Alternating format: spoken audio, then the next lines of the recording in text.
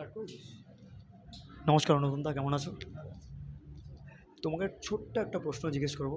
আর আজকে তুমি প্রচণ্ড ব্যস্ত, তোমাকে নিয়ে প্রোগ্রামটা পুরোপুরি। তো এআরও এফসি নিবেদিত যেই প্রোগ্রামটা গ্র্যান্ড ইভেন্ট, তুমি ফ্যানদের উদ্দেশ্যে কি বলবে? ফ্যানদেরকে অনেক ধন্যবাদ দেবো যে যবে থেকে আমার যাত্রা শুরু হয়েছে তবে থেকে যে ভালোবাসাটা পেয়ে এসেছি সেটা বাড়ছে। এবং এই যে ভালোবাসা বাড়ার ব্যাপারটা, আহ, সেইটা আমাকে খুব আনন্দ দেয়।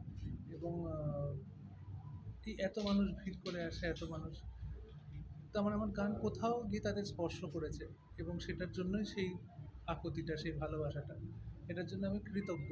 এটার জন্য আমি ধন্যবাদ জানাবো। আর আমি তোমাকেও দেখেছি প্রচুর গান গাইতে। অ্যাকচুয়ালি আমিও এই ফ্যান গ্রুপের মধ্যেই আছি, আচ্ছা। যদিও আমি প্রেসে আছি, ওই জন্য আমার কাজটুকু করছি। কিন্তু আমিও এই মানে ফ্যান গ্রুপের মধ্যেই আছি এবং তোমাকে প্রচণ্ড ভালোবাসি। এবং সেই উদ্দেশ্যে আমি মানে গত কয়েকদিন ধরে লক্ষ্য করছি, যেহেতু আমি ব্যস্ত থাকি, তোমার ফ্যান পেজের যারা অ্যাডমিন আছে, যারা প্রচণ্ড খাটছে এই প্রোগ্রামটার জন্য, প্রচণ্ড খেটেছে, এটা আমি দেখেছি। তুমি অ্যাডমিনদের জন্য কী বলবে, বা যারা খেটেছে এই প্রোগ্রামটা এইভাবে যে অর্গানাইজ করছে, কী বলবে তাদের জন্য? এই এআরওএফসির যারা অ্যাডমিন আছে আর কি, তারা যে পরিশ্রমটা করে এবং তাদের মধ্যে যে একটা জেনুইন ভালোবাসা আছে সেটা আমি বুঝতে পারি। এবং আমার যেটা ভয় লাগে যে আমি এই ভালোবাসাটা ফেরত দেবো কী করে, কারণ আমি তো আর গান বা লেখা ছাড়া আর কিছুভাবে ফিরিয়ে দিতে পারবো না। সেই একটা ভয় আমার হয়।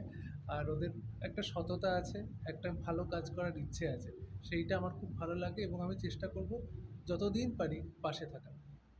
Thank you. আর লাস্টে একটা তোমার গান দিয়ে শেষ করবো, ফ্যানেদের উদ্দেশ্যে। আজকে ভালোবাসার দিন, মিট আপের দিন, একটা ফ্যানদের উদ্দেশ্যে গান।